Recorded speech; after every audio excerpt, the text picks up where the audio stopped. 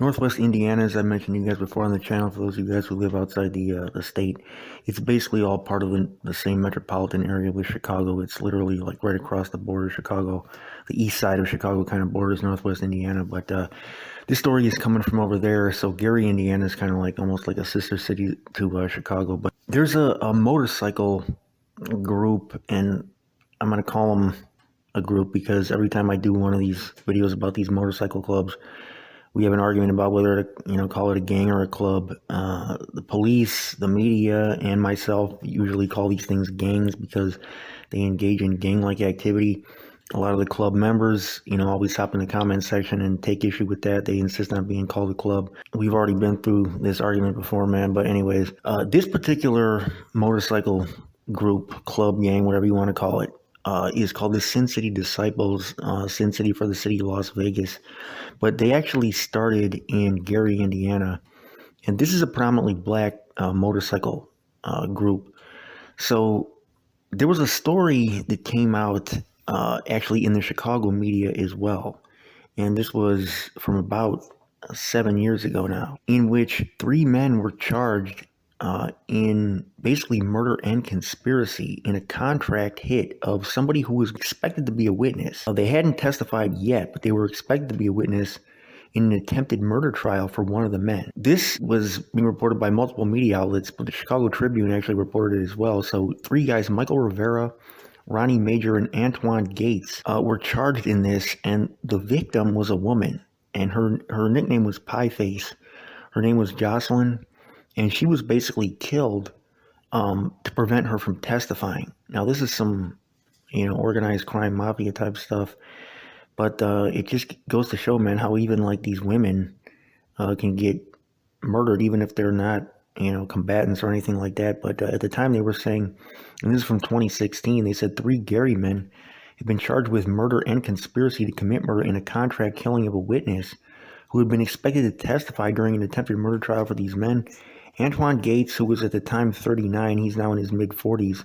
Ronnie Major, who was at the time 46, and Michael Rivera, 60, were charged with the killing of Jocelyn Pieface Blair, who was shot several times and died at about 6:30 a.m. in the morning on December 19th, 2010. So they caught up with these guys 6 years after the fact. Okay, and she got killed at a Coney Island restaurant over at 2490 Broadway in Gary, Indiana. So this was a terrible incident, man. This basically innocent woman.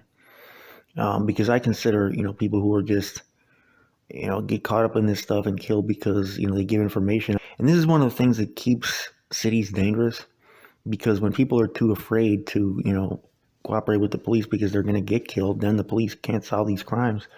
So anyways, Jocelyn was described in court records as an eyewitness in the October 5th, 2008 incident in which Ronnie Major was ultimately convicted of battery and sentenced to 6 years in 2011. So 6 years prior to that, police had learned that Ronnie had put a hit out on Jocelyn. So they also learned that Gates was the guy who had actually done the hit. Ronnie Major, who was the oldest guy, he was the person who put the hit out to prevent her from testifying at his attempted murder trial.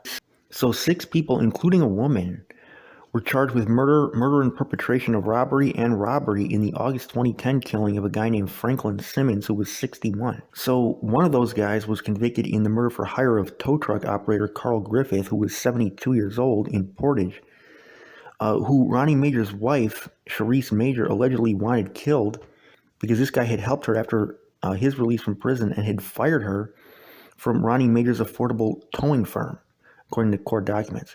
So you see these guys are getting whacked. I mean, these innocent people are really getting whacked just because they got caught up with like the wrong people through no fault of their own. A woman named Antoinetta Johnson of Hammond was killed in December of 2012 at her Gary hair salon. Evidence at the trial, she was the intermediary between Sharice Major for the $2,500 hit on that guy Fisher. So $2,500, that was the price for the hit. I mean, that's not very much at all. In Chicago, you hear about guys getting paid 20 grand. $2,500 is like practically nothing. And to do a murder for that much, I mean, to do a murder for any amount, but still, for that, it's like peanuts, So the plan apparently was to get Blair at the Sin City Disciples Club at 8th Avenue in Virginia Street and take her to a hotel where Gates wanted a guy named Brooks to kill the woman. Rivera, who was, the third guy, he's like a Puerto Rican guy. He was tending the bar. He told Major that Blair was on her way. A few minutes later, Blair walked in with other women. She stayed as the club was closing, according to court documents. So she walked out of the club and got into a gold or tan car. And Gates came out of the club with two other men and Rivera. Rivera got into the car with Blair, and Gates got into the car with one of the other guys. And Rivera pulled into Coney Island. Gates went into the restaurant, and then Gates did the hit. And he fired about 7 rounds. So he came back to the car, and then they got out of there. And he accidentally shot the Puerto Rican guy too, in addition to the intended target. And he was one of the co-defendants who was wounded in the thigh at the restaurant. So he ended up shooting the woman, though, in the head, so she died. So that was the information that they had in 2016. Okay, so this woman basically just got killed because she had been a witness, wrong place, wrong time. She had seen something. They didn't want her telling, so they had her whacked. Now this guy Gates is well, his nickname is Twan. He's facing life. They say this is from March of 2023. In federal court documents, his role in connection with 4 homicides, 2 stick-ups, and a conspiracy. So you guys see why I call these things gangs. We had this argument about the Hells Angels, the Outlaws, the Mongols, all these motorcycle clubs. This is why people call them gangs, man. This is all gang activity. But anyways, Gates admitted that he had killed Pieface or Jocelyn Blair on December 19th inside of the Coney Island restaurant at 2490 Broadway.